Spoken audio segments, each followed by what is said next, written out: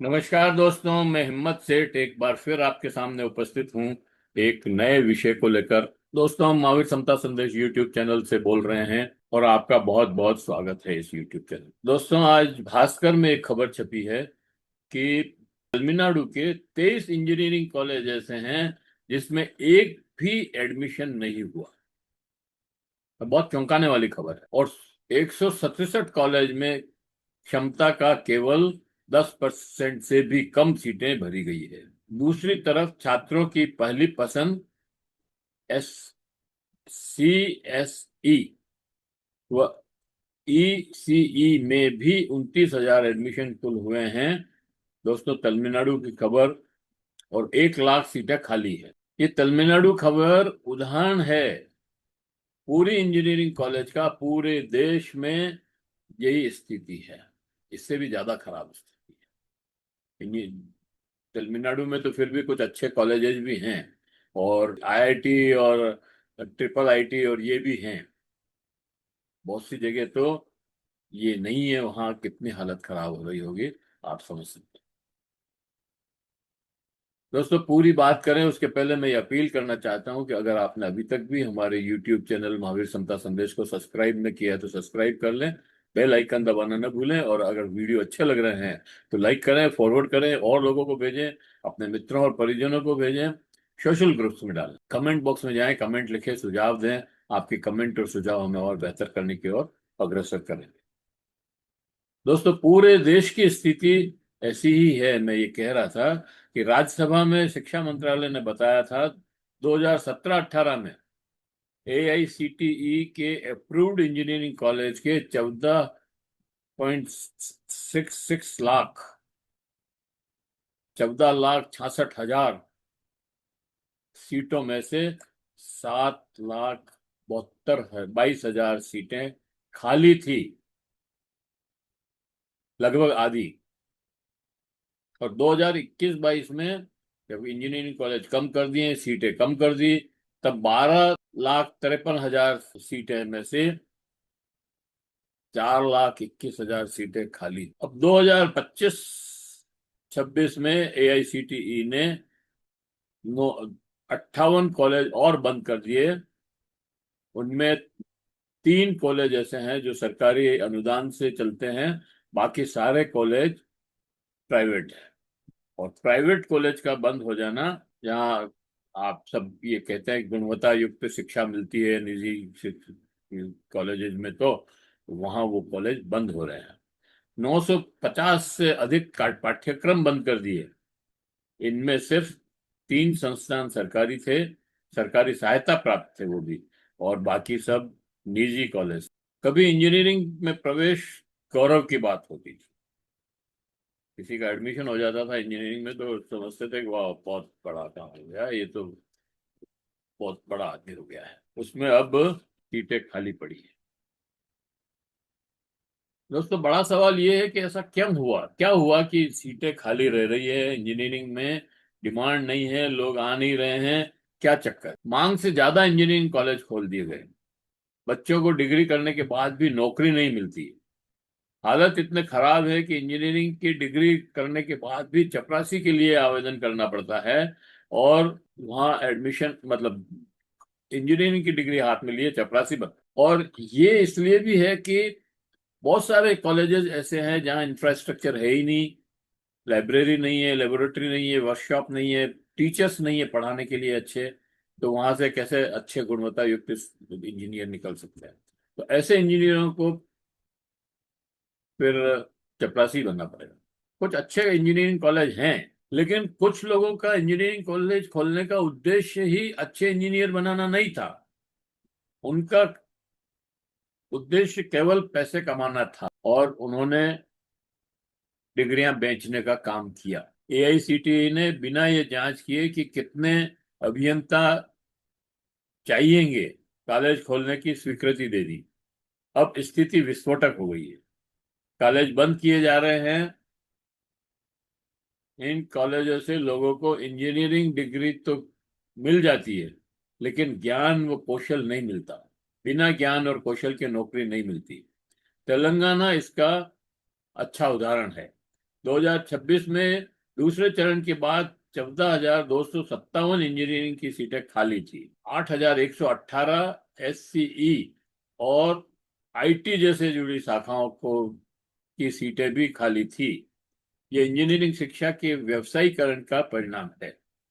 एक कारण और भी है, इंजीनियरिंग शिक्षा में सीटें खाली रहने का वह भी बहुत मजबूत और बड़ा कारण है। 2014 के बाद इंजीनियरिंग कॉलेज खुलने की संख्या एक साथ बढ़ने लगी, जैसे मानो इंजीनियरिंग कॉलेज की बाढ़ आ गई। क्योंकि भारत सरकार ने एक तो मेक इन इंडिया की घोषणा की थी। उन्होंने ये बताया कि हम मेक इन इंडिया, यहाँ लोग आएंगे, निवेश करेंगे, उत्पादन करेंगे और यहाँ के लोगों को नौकरी मिलेगी। और नरेंद्र मोदी सर, जो हमारे माननीय प्रधानमंत्री हैं, वो तो कई कई देशों में जा जा करके ये बोलते रहे, आप भारत में फैक्ट्री लगाओ, आप भारत में निवेश करो, हम आपको सस्ता मजदूर देंगे, सारी सुविधाएं देंगे। लेकिन और उसके चलते लोग यहाँ इंजीनियरिंग कॉलेज खोलते गए।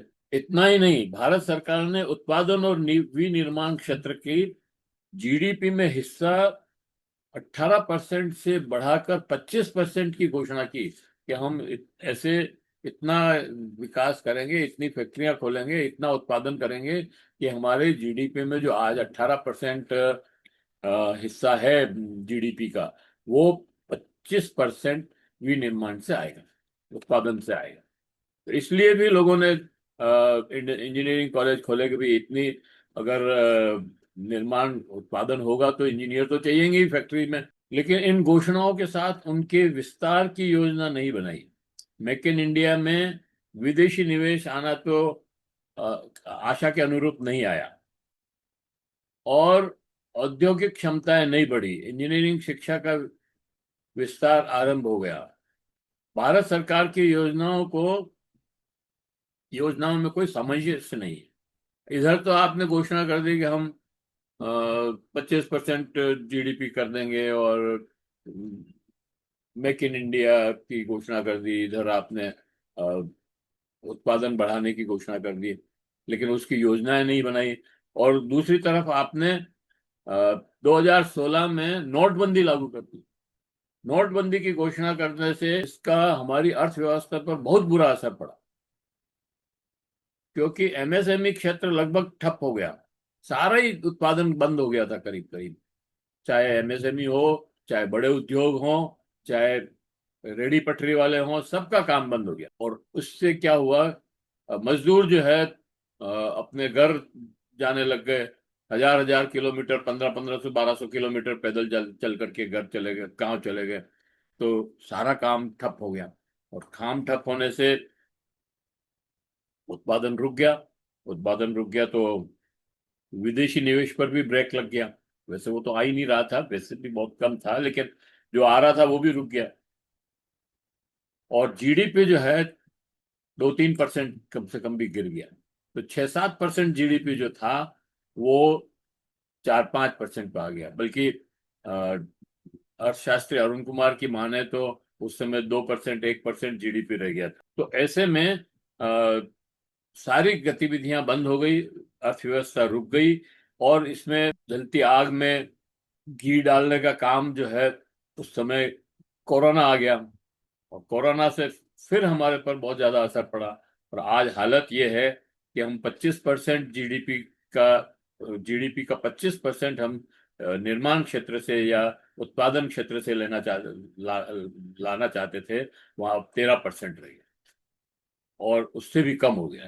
तो ऐसी अर्थव्यवस्था की ऐसी दुर्गति हुई है। और इससे इंजीनियरिंग कॉलेज पे इंजीनियर्स के ऊपर, उनकी नौकरी पर या उनकी शिक्षा के जगह खाली होने पर बहुत असर पड़ा। नोटबंदी के सभी दावे भी फेल हो गए कि हम ब्लैक मनी ले आए, बाहर कर निकाल देंगे और नकली करेंसी को समाप्त कर देंगे और ये जो आतंकवाद है उसको खत्म कर देंगे। कुछ भी नहीं हुआ। और फिर ले दे करके उस पे आ गए कि कैश करेंसी नहीं, डेटा से जो है, मतलब ऑनलाइन जो है चीजें बनाओगे, बेचो, मतलब वो पेमेंट करो, वो भी खत्म हो गया, क्योंकि आज की डेट में जो करेंसी है वो जिस समय नोटबंदी की थी उस, और 16-17 लाख करोड़ रुपए कुछ थे, वो अब 22-32 लाख करोड़ रुपए हो गए, मतलब जस्ट डबल हो गए। मतलब ये है कि नकदी भी नकदी लेन देन भी कम नहीं हुआ।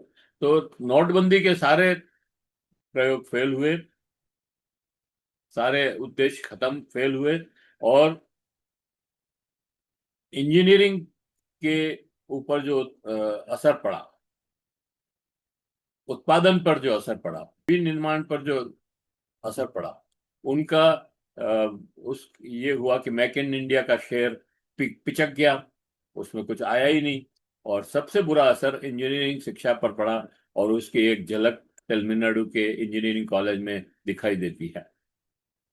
इन सबके पीछे देखें तो भारत सरकार की योजनाओं में सामंजस्य नहीं होना भी एक बड़ा कारण है। जो मैंने आपको बताया कि एक तरफ आप मेक इन इंडिया की बात कर रहे हैं, दूसरी तरफ आप नोटबंदी कर रहे हैं, तीसरी तरफ आपने योजना आयोग बंद कर दिया, और अब आप विनिवेश के नाम पर जो कुछ कारखाने बाहर से आए हैं वो दिखा रहे हैं, लेकिन वो सिर्फ आप मतलब स्क्रू ड्राइवर टेक्नोलॉजी है उसमें, और कुछ ज्यादा टेक्नोलॉजी नहीं है। बाहर से सारा सामान आता है, हम यहाँ असेंबल करके और उसको बाहर भेज रहे हैं, और उसी में हम अपनी सफलता मान रहे हैं। और ये हमारी बहुत बड़ी भूल है, वो सफलता नहीं है। अगर हमारा हम यही सारा निर्माण करें, सारे पार्ट्स हम यही बनाएं और फिर असेंबल करें, तो समझ में आता है कि हाँ हमने कुछ काम किया। लेकिन हर हर क्षेत्र में हम यही कर रहे हैं, खाली मोबाइल की बात नहीं है ये। तो इंजीनियरिंग कॉलेज में दिखाई देता है। इन सब के पीछे देखें तो भारत सरकार की योजना आयोग को बंद करना भी एक बड़ा कारण है। योजना आयोग सभी प्रदेशों से संपर्क करके उनकी नीड्स के अनुसार योजना बनाता था, और वहां पर फिर लागू करता था, और नियोजन उसके हिसाब से उनको फंड भी मिलते थे, और उनको वहां पर उन योजनाओं को लागू करने का अवसर भी मिलता था। अब क्या हुआ कि योजना आयोग बंद हो गया, वो नियोजन भी करता था। अब योजना आयोग बंद हो गया, अब नीति आयोग हो गया। अब नीति आयोग उस काम को नहीं कर पा रहा। नीति आयोग थिंक टैंक है, उसका उद्देश्य अलग है। नीति आयोग को योजना आयोग का स्थान कभी नहीं ले सकता। नीति आयोग केवल थिंक टैंक की तरह काम करता है, जबकि योजना आयोग नियोजन का काम भी करता था। मांग के अभाव में उत्पादन कम हो गया, तो विदेशी निवेश तो छोड़ो, देशी पूंजीपतियों ने भी निवेश करना बंद कर दिया। उनका तर्क है कि पहले भी ही फैक्ट्रियां उत्पादन क्षमता 60-65% पर ही चल रही है, तो और निवेश क्यों करें। और ये सही बात है। कई कई पूंजीपतियों ने बैंक से लोन भी ले रखा है, लेकिन वो निवेश नहीं कर रहे हैं। वो अपने उन उन पैसों को बाहर विदेशों में जाकर के निवेश कर रहे हैं, दूसरी जगह पैसे लगा रहे हैं, भारत में निवेश नहीं कर रहे। और इसकी वजह से हमारा जो एमएसएमई का जो प्रोग्राम था, एमएसएमई का जो क्षेत्र है, वो पिछड़ गया। हमारे बड़े उद्योग भी पिछड़ गए, और डिमांड नहीं बढ़ रही है। डिमांड इसलिए नहीं बढ़ रही है कि मजदूरों के हाथ में पैसा नहीं जा रहा। मजदूरों और किसानों के हाथ में पैसा जाएगा तो डिमांड बढ़ेगी। और हमारे यहाँ अभी पैसा जो है केवल अरबपतियों के हाथ में आ रहा है।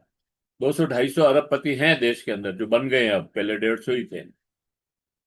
उनके पास ही सारा पैसा जा रहा है, और इसलिए डिमांड नहीं बढ़ रही है, और हमारी अर्थव्यवस्था जो है चौपट हो रही है। भले हम ये कहें कि हम चौथी अर्थव्यवस्था हैं या तीसरी अर्थव्यवस्था हैं या 5 ट्रिलियन इकोनॉमी बनने वाले हैं, लेकिन वास्तविकता ये है, ये हो सकता है कि बिल्कुल आप सही कह रहे हो कि चौथी अर्थव्यवस्था बनने वाले हों, लेकिन वास्तविकता ये है कि अर्थव्यवस्था में कमजोरी आ गई है, डिमांड नहीं बढ़ रही है। और डिमांड नहीं बढ़ रही है तो उत्पादन कैसे बढ़ेगा, ये बहुत बड़ी बात है। और इसके बीच में कोरोना महामारी आ गई।